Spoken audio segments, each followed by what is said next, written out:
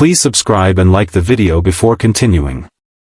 The Young and the Restless spoilers. Thursday, October 30th, Michael's opportunity, Jack's stand, Phyllis and Billy's deal. Want more of The Young and the Restless? Get updates on the latest news about The Young and the Restless, straight to your inbox.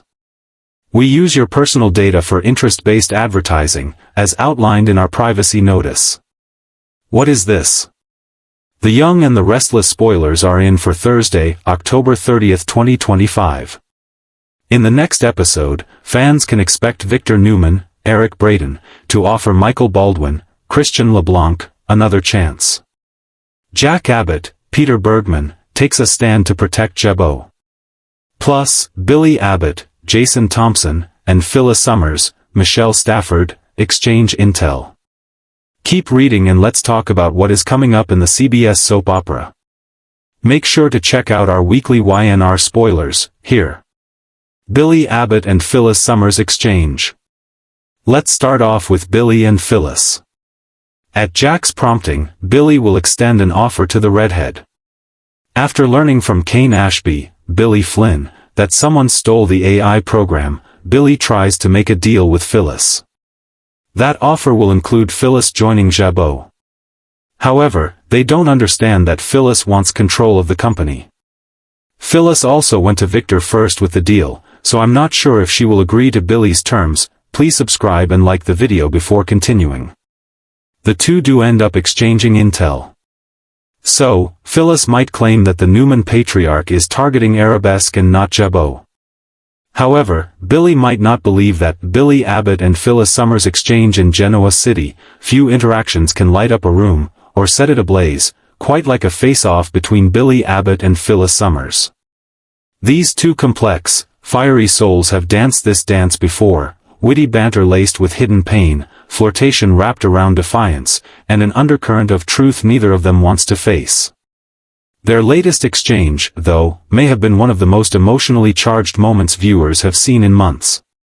It wasn't just about business, or even about mutual grudges, it was about everything that still lingers between them, unresolved feelings, mistakes that haunt them, and the quiet understanding that no matter how far they run, their paths always seem to collide again.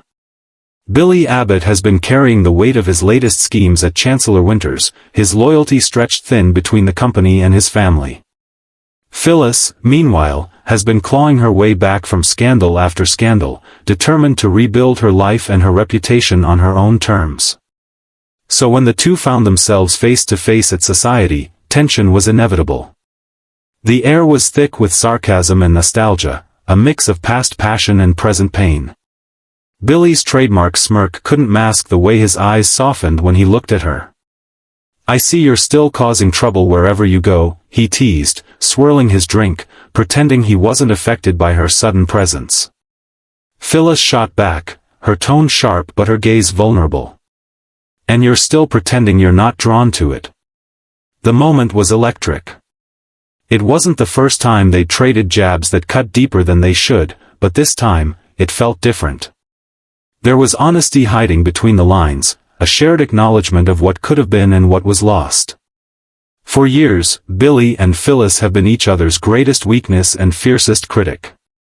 Their relationship, though short-lived, burned with the intensity that only two damaged people could understand. Phyllis saw through Billy's pain, she recognized the restless soul beneath the charm. Billy, in turn, was one of the few people who could challenge Phyllis without fear, pushing her to reveal her softer side.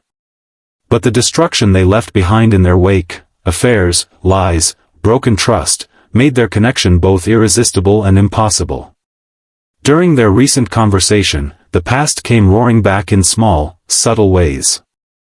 Billy mentioned Jack, Phyllis's on and off love, and Billy's brother, with a tone that hinted at unresolved resentment.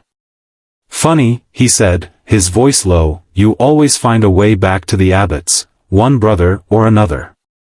Phyllis didn't miss a beat. "And you always find a way to ruin something good." The tension between them was palpable, yet there was something softer brewing beneath the sarcasm. Phyllis's eyes flickered with regret, and for a split second, Billy looked like he wanted to say something real, but the moment passed. It always does. Still, fans can't ignore the chemistry. Even after, please subscribe and like the video before continuing. Everything they've been through, Phyllis's schemes, Billy's reckless impulses, and all the collateral damage, they have a rhythm that's impossible to replicate. There's something dangerously familiar about the way they talk, as if no time has passed at all. For Billy, seeing Phyllis now is a reminder of what he once had and what he can't afford to lose again. His life is already complicated enough, torn between work pressures, family expectations, and his own demons. For Phyllis, this exchange is a test of her strength. She's fought so hard to move past the woman she used to be, the one who made decisions out of loneliness and revenge, and Billy's presence threatens to drag her right back into that chaos. Yet, as much as she tells herself to walk away, part of her wonders if the universe keeps pulling them together for a reason. Their conversation turned unexpectedly reflective when Billy admitted, almost in passing, that he missed the old days. "You used to make me feel like anything was possible," he said quietly, his voice barely audible over the clinking glasses and restaurant chatter. Phyllis froze, caught off guard. She didn't expect vulnerability from Billy, not now, not after everything. Her reply came softer than she intended. "Maybe that's what got us in trouble. We believed in possibilities that weren't meant to last." That line lingered between them like a ghost. For a moment, they were just two people, stripped of ego and history, standing in the ruins of what they once were. It's that rare authenticity, those glimpses of who Billy and Phyllis are beneath the chaos, that keeps fans hooked. Even when they're not romantically involved, their dynamic adds fire to every scene they share. The exchange at society may have been brief, but it opened the door for something deeper. Whether that something turns into reconciliation, renewed rivalry, or another round of emotional warfare remains to be seen. In the soap world, nothing ever stays buried for long, especially when it comes to a pairing as volatile as Billy and Phyllis. Speculation is already spreading through Genoa City. Jack will not take kindly to seeing his brother cozy up, again, to the woman who's caused him so much pain. And let's not forget Diane, who's keeping a close eye on every Abbott move. If Billy's attention shifts, even slightly, Diane will feel the tremor. On the other side, Phyllis's daughter, Summer, could have something to say about her mother's renewed connection with Billy. After all, Summer's still navigating her own messy life and career, and the last thing she needs is to see her mother fall back into old patterns. But Phyllis is nothing if not unpredictable. Just when people think they've figured her out, she changes the game. This time, though, it's different. She's not scheming for control or affection, she's searching for redemption, for a piece of herself she lost somewhere between heartbreak and ambition. And Billy? He's standing at another crossroads, torn between self-destruction and self-awareness. Their conversation may have been a spark, but sparks have a way of starting fires. If history is any indication, the fallout could reach far beyond either of them.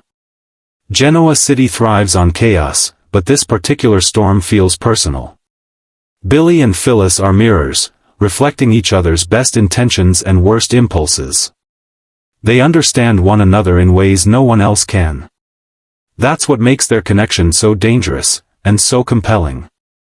As the night drew to a close, Billy left first, tossing a "please subscribe and like the video before continuing" parting line over his shoulder.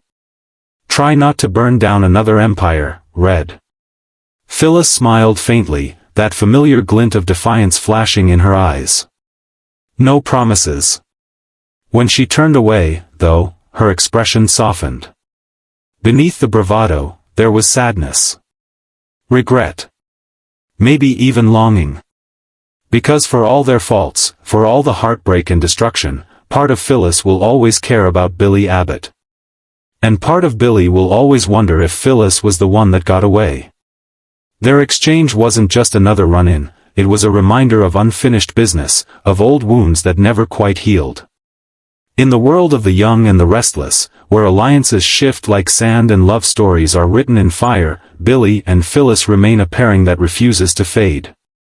Whether they become enemies, lovers, or something in between, one thing is certain, their story isn't over yet.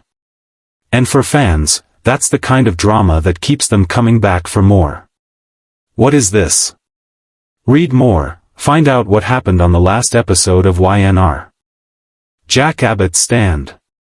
As for Jack, he will continue doing what is necessary to protect his family's legacy. Phyllis might even tell Billy that she's offered Victor first dibs. While there isn't a lot that Jack can do right now, he will definitely be on pins and needles. Jack Abbott's stand, the battle for Jabot and the heart of Genoa City. And please subscribe and like the video before continuing. Genoa City, there are few names that carry the weight and legacy of Jack Abbott. For decades, Jack has been the beating heart of Jabot Cosmetics, a man whose passion for his family, his company, and his principles has been tested again and again. But as power shifts, alliances crumble, and loyalties are challenged, Jack Abbott is once again standing at a crossroads. Jack Abbott's stand isn't just about corporate warfare, it's about identity, integrity, and the soul of a man who refuses to be broken. In recent weeks, tensions at Jabot have been simmering under the surface. The rivalry between Jack and Billy Abbott has reignited with fiery intensity, fueled by differing visions for the company's future.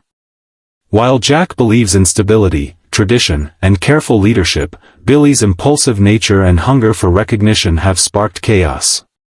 Behind the scenes, whispers of betrayal and manipulation threaten to tear apart the very fabric of the Abbott family. But this time, Jack isn't backing down. He's seen too many power plays, too many attempts to undermine his authority.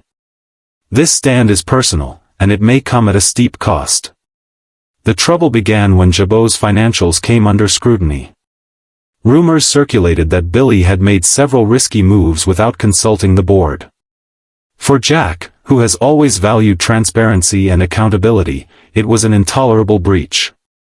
Yet, beneath the corporate tension lies something deeper, a clash of values.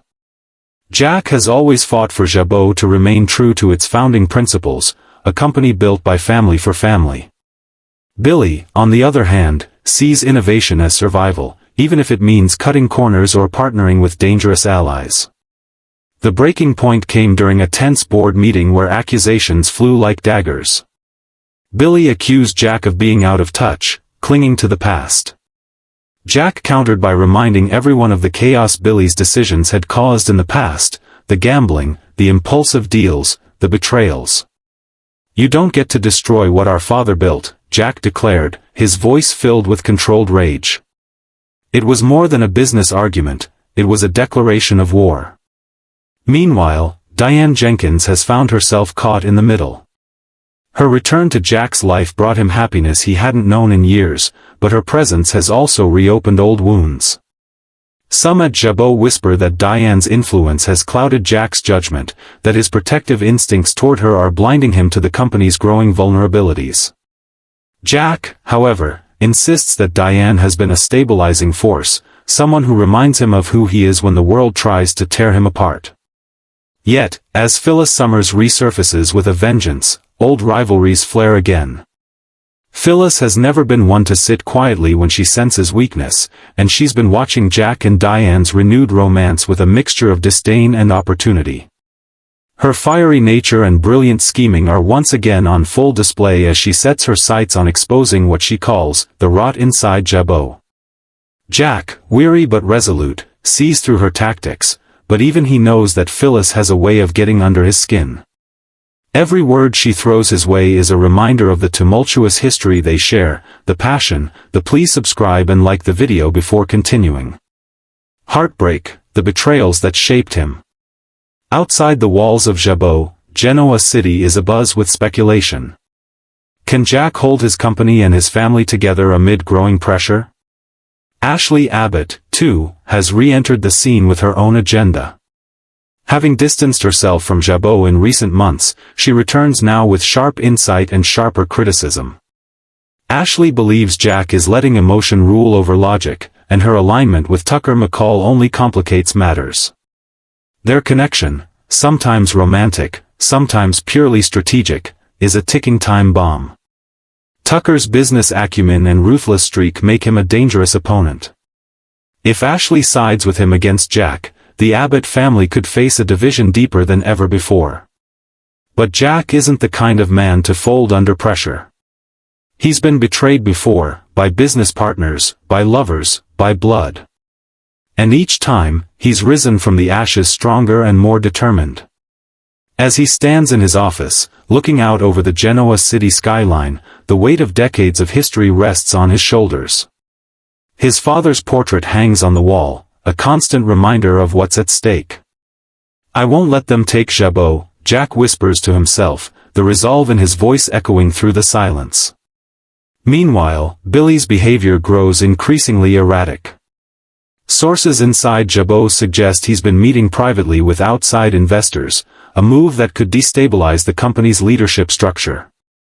Jack has tried reasoning with him, reminding him that family comes first, but Billy's hunger for independence is blinding him. Jack's patience, long one of his virtues, is wearing thin. The heart of Jack Abbott's stand lies not in boardroom battles, but in the emotional warfare that defines the Abbott family. The scars left by past betrayals, from Ashley's power struggles to Billy's addictions to Kyle's recent defiance, are all resurfacing. For Jack, leadership has never been about control, it's been about protection. He wants to preserve Jabot not just as a business, but as the legacy of John Abbott, a man who believed that ethics and compassion could coexist with success. But what happens when doing the right thing costs you everything? In the coming weeks, Jack's stand will face its ultimate test. A corporate espionage scandal looms, and new evidence suggests someone inside Jabot has been leaking confidential information. Jack suspects Tucker or Billy, or possibly both, but proving it will require cunning and restraint. The stakes are higher than ever. If the wrong move is made, Jabot could fall into hostile hands. Jack's allies are few, but loyal. Diane remains by his side, determined to shield him from the manipulations of those who would see him fail. Kyle, too, has begun to understand the depth of his father's love and burden.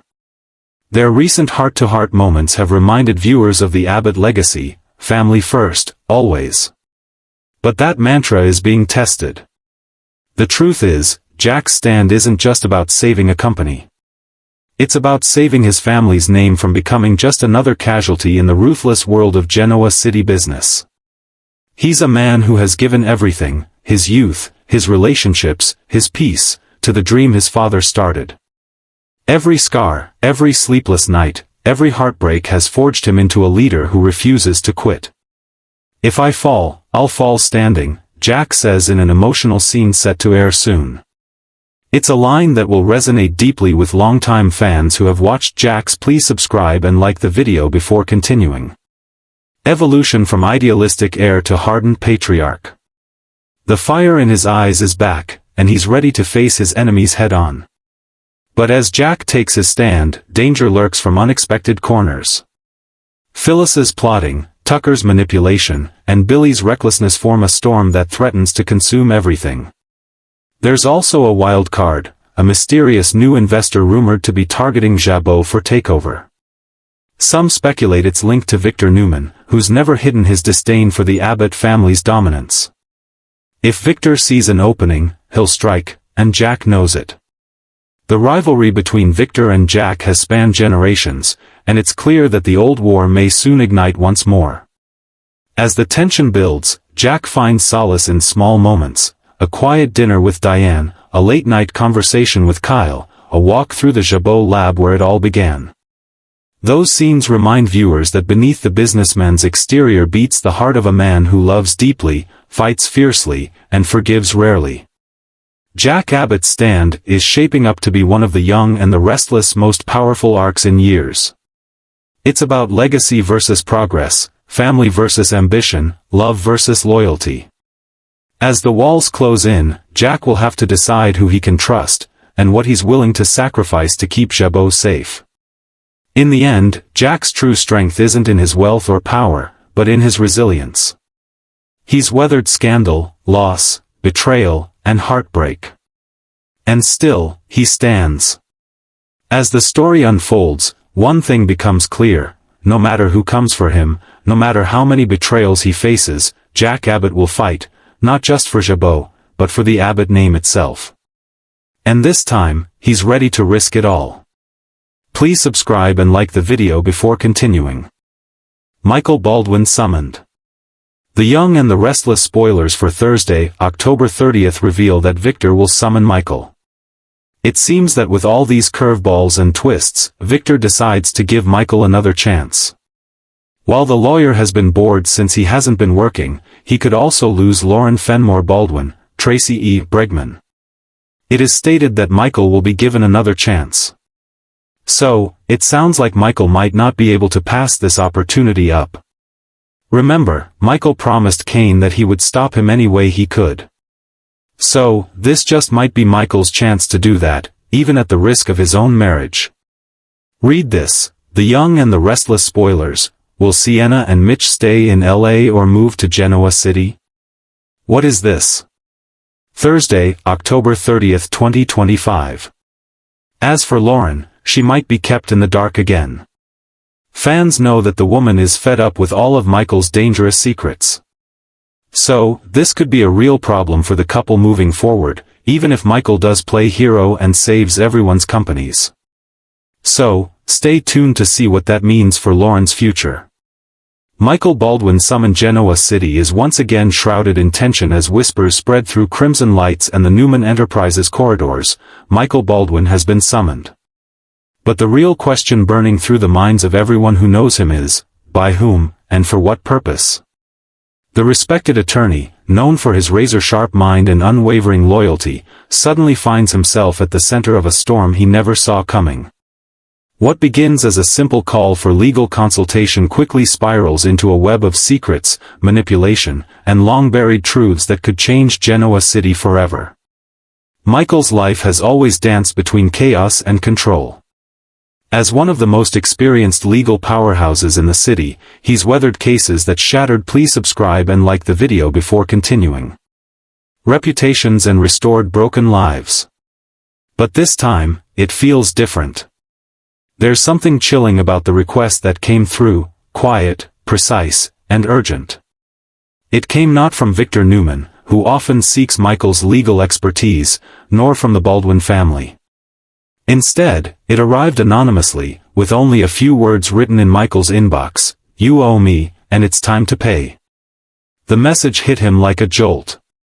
Michael, a man who prides himself on facing the truth head-on, now finds himself staring at a digital ghost from his past. His instincts tell him this isn't just about the law, this is personal. The haunting question lingers: who knows something about his past that even Lauren doesn't? As Michael begins to unravel the origins of the mysterious message, his mind drifts back to a chapter of his life he's long tried to forget, the darker version of himself that existed before redemption. Before Lauren, before fatherhood, before he became the steady force of moral balance in Genoa City, there was another Michael Baldwin, ambitious, manipulative, and dangerously willing to blur the lines between justice and vengeance. Could someone from that shadowy period of his life have resurfaced? Lauren senses something is wrong almost immediately. Her husband has always been open with her, but now his eyes carry a weight she can't name. "You've been distant lately," she tells him over dinner, her voice soft but steady. Michael brushes it off as just another case, but the words sound hollow even to him. When Lauren steps out to make a call, he opens his phone again and rereads the message. A second one has arrived. This time, the words are colder: "Meet me at the docks. Midnight. Alone." The docks, where too many Genoa City secrets have surfaced. Where deals are made in the dark and destinies rewritten. Against his better judgment, Michael decides to go. That night, as the fog curls over the lakefront and the soft hum of the city fades into silence, he arrives. His footsteps echo across the wooden planks, and he feels eyes on him. A figure steps out of the shadows, a man he hasn't seen in decades. "You look good, Baldwin," the man says, his voice dripping with irony. Michael freezes. Evan Fields? The name alone sends a chill down his spine. Evan was once a fellow attorney who disappeared years ago under suspicious circumstances. Rumors had tied him to corporate fraud and money laundering, but the evidence was never found. Michael had been part of the investigation back then, a young lawyer trying to prove himself. Please subscribe and like the video before continuing. He didn't know was that Evan had kept files implicating more people than anyone realized, including Michael himself. You should have left me alone back then, Evan continues. Now, you'll help me fix things. Or I make sure the world remembers who you were before your shiny redemption arc. Michael's jaw tightens. He's not the same man anymore. You have nothing, he says, voice calm but strained. Evan smiles. I have enough. And if you don't want Lauren, or your son, to know about it, you'll take my case. And just like that, the game changes. Michael's world tilts into dangerous territory once again, forced to defend a man whose very presence threatens to unravel the life he's built. Back at home, Lauren grows more suspicious. She confides in Phyllis Summers, who's never been one to ignore a mystery. Michael's hiding something. Lauren admits, her tone uneasy. Phyllis, ever the schemer, raises an eyebrow. When men get quiet like that, it's either an affair or a secret. And if it's Michael, I'd bet on the latter. Together, they begin to dig, and what they uncover shocks them both. Evan's name surfaces in old legal archives, alongside several sealed cases connected to powerful Genoa City figures.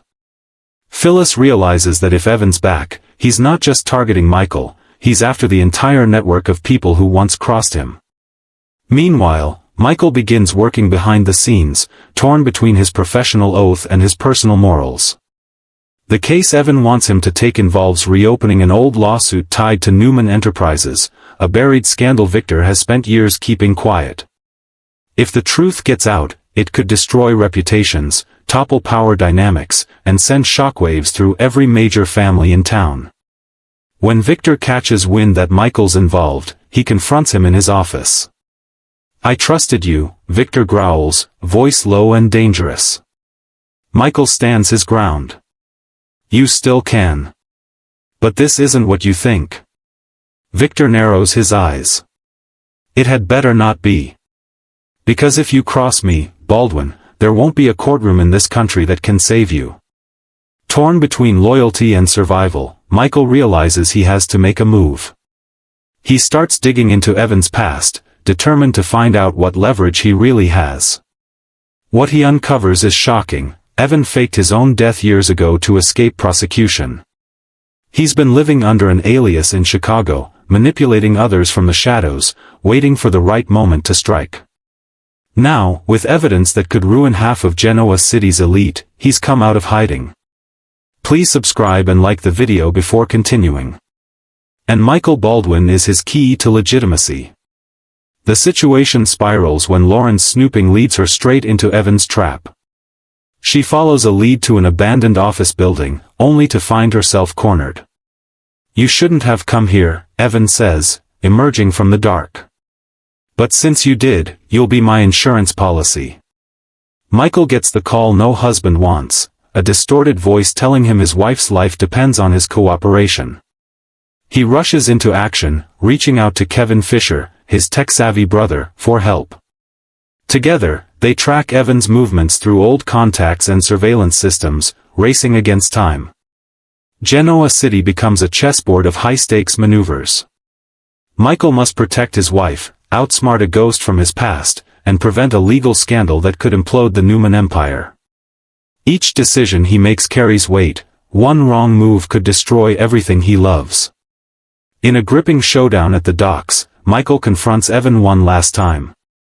You think you can erase your past by taking mine down with you? Michael demands. Evan smirks. I think redemption is overrated. The two men face off, the tension electric. Just as Evan reaches for a gun, Kevin appears from the shadows with police sirens blaring in the distance. A struggle ensues. Evan's weapon fires, the sound cracking across the night. Moments later, Evan collapses, clutching his shoulder, as police swarm the scene.